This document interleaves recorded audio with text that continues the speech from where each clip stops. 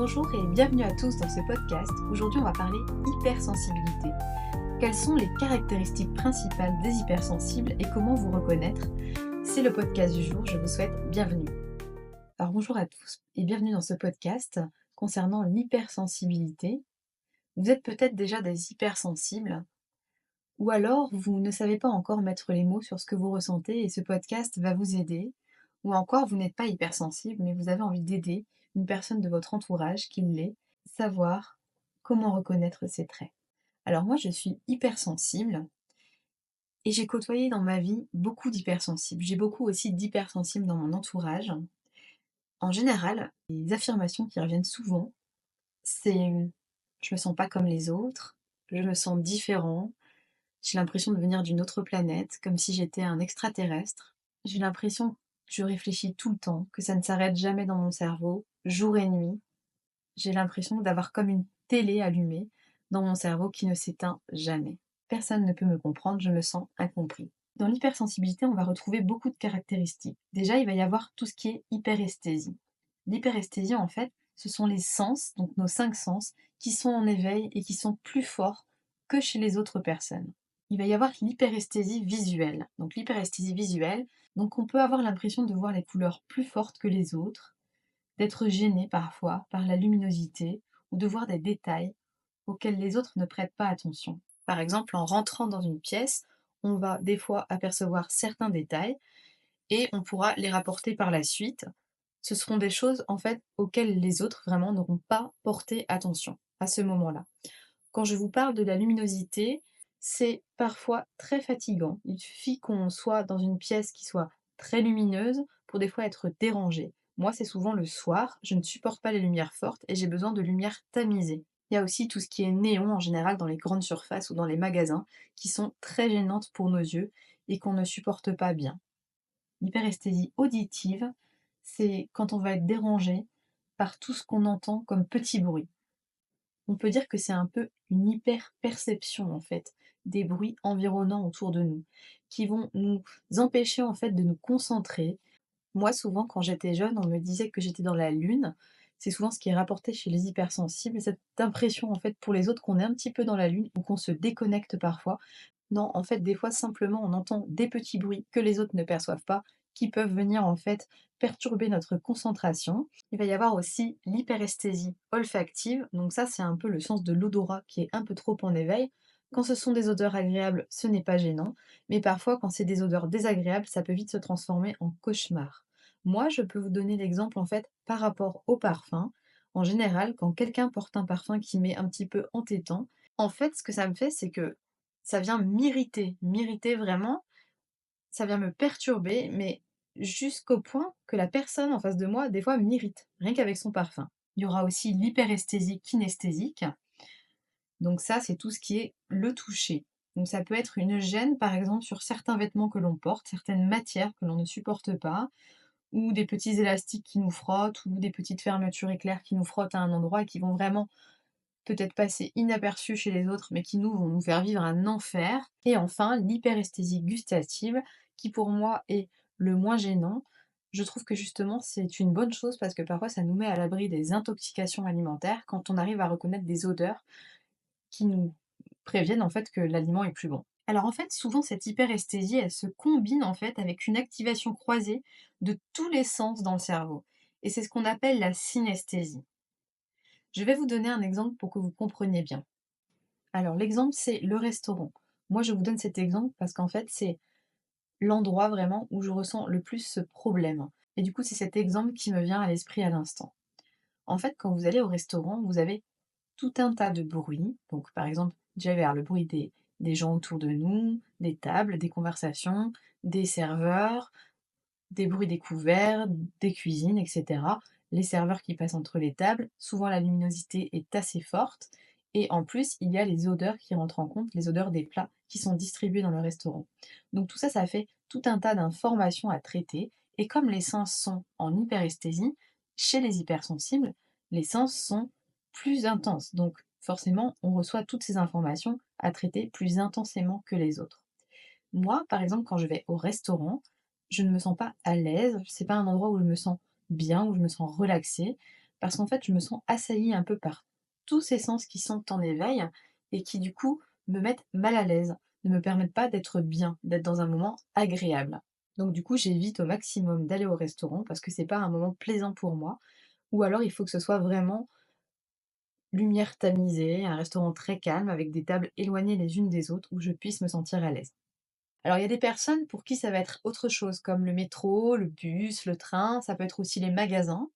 Moi, c'est ce qui se passait pour moi quand j'étais beaucoup plus jeune. Je ne pouvais pas aller dans les magasins, ou vraiment, quand j'allais dans les magasins, c'était pour moi, mais vraiment un cauchemar. J'avais tellement, en fait, cette hyperesthésie de tous les sens, qu'en fait, c'était comme une espèce de lutte. Une lutte tout le long de mes courses, hein, le long aussi de l'attente à la caisse, etc. Et je rentrais chez moi, mais juste pour quelques courses, j'étais mais épuisée sur les rotules, vraiment épuisée. Souvent, en fait, cette hyperesthésie, elle s'accompagne d'une déconnexion du cerveau, d'un décrochage. Par exemple, moi, quand je vais chez des amis et que j'entends une conversation à droite, une conversation à gauche, et qu'il y a une personne qui me parle en face, avec qui j'ai une conversation, je vais facilement décrocher.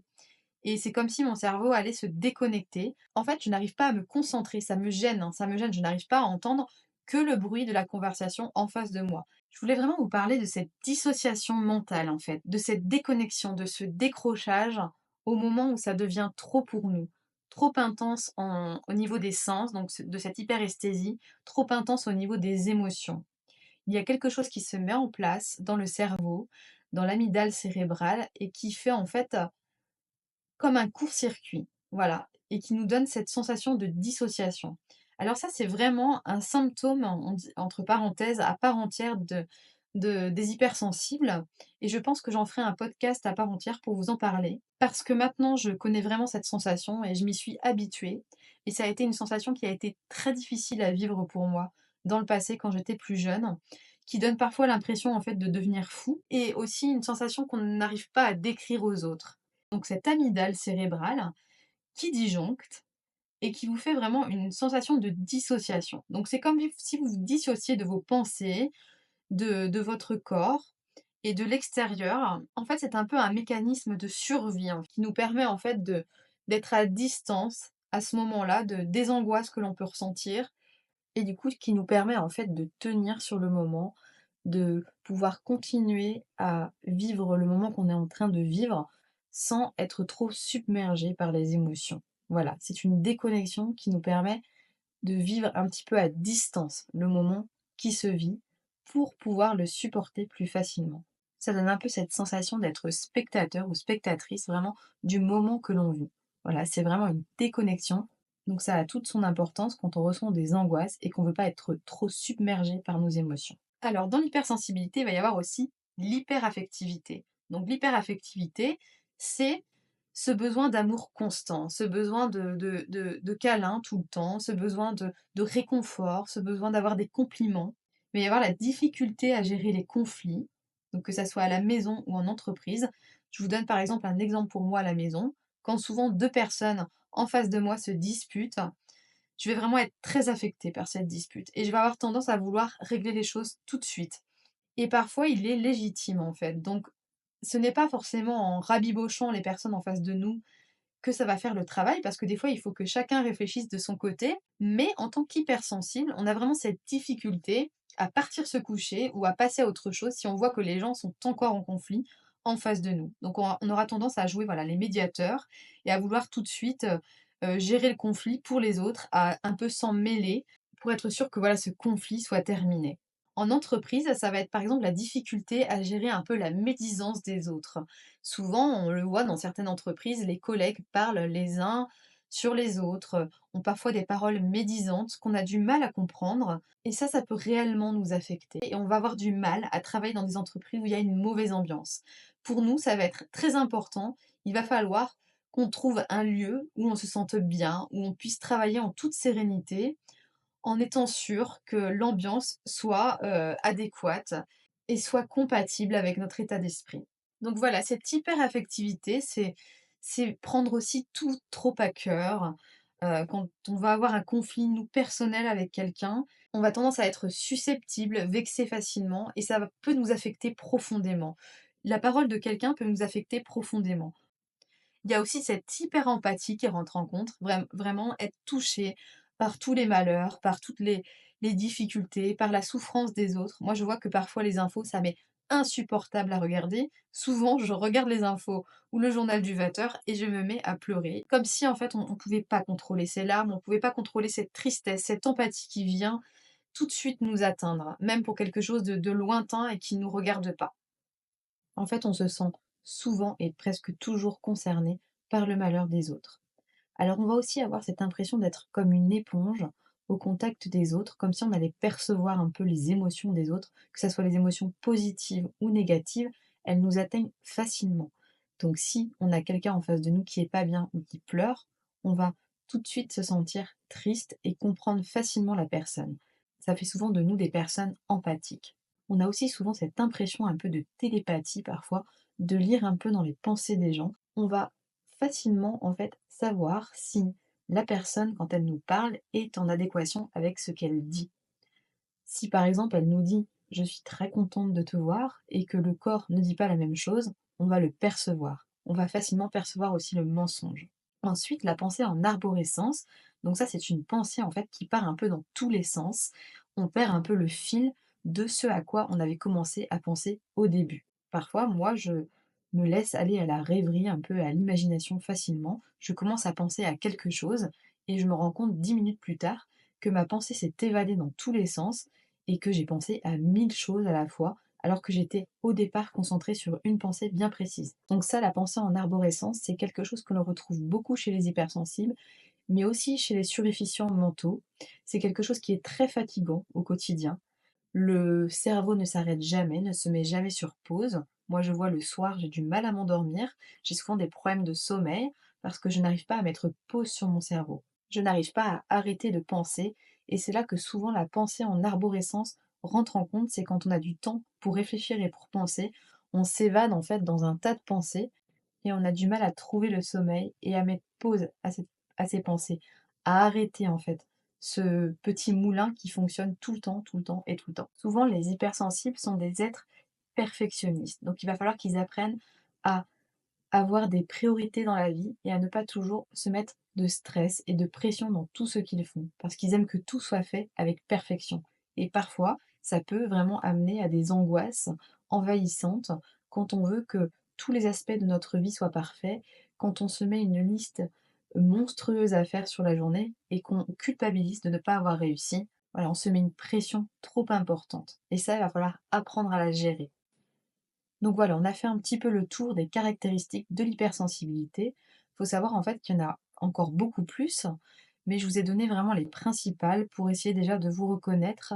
Si vous voulez aller un petit peu plus loin pour détecter votre hypersensibilité, je vous conseille un livre, moi, que j'ai lu et qui m'a vraiment aidé en fait à mettre des mots sur ce que je ressentais, qui m'a rassurée quand je ne comprenais pas en fait ce que je ressentais au quotidien et quand j'étais envahie par toutes ces choses que je viens de vous décrire. Parce qu'en fait, il faut savoir que moi, mon hypersensibilité, je l'ai détectée un peu sur le tard. Je m'en doutais déjà depuis des années et j'ai été voir une psychologue en fait qui m'a mise sur la piste. Et ensuite, j'ai acheté ce livre donc que je vous conseille, qui est Je pense trop, comment canaliser ce mental envahissant de Christelle Petit-Colin. Je vous mettrai le détail en dessous du podcast. Mais si vous cherchez un livre, en fait, pour vous donner tout un tas de conseils et de clés et vous aider à canaliser ce mental envahissant, à comprendre et à mettre des mots sur ce que vous ressentez, c'est vraiment un livre super qui m'a beaucoup aidé au quotidien. Je vous remercie en tout cas pour l'écoute de ce podcast.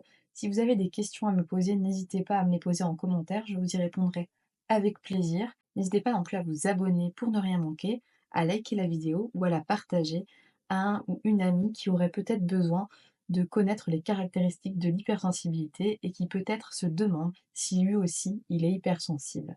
Voilà, je vous souhaite une bonne journée et je vous dis à très bientôt.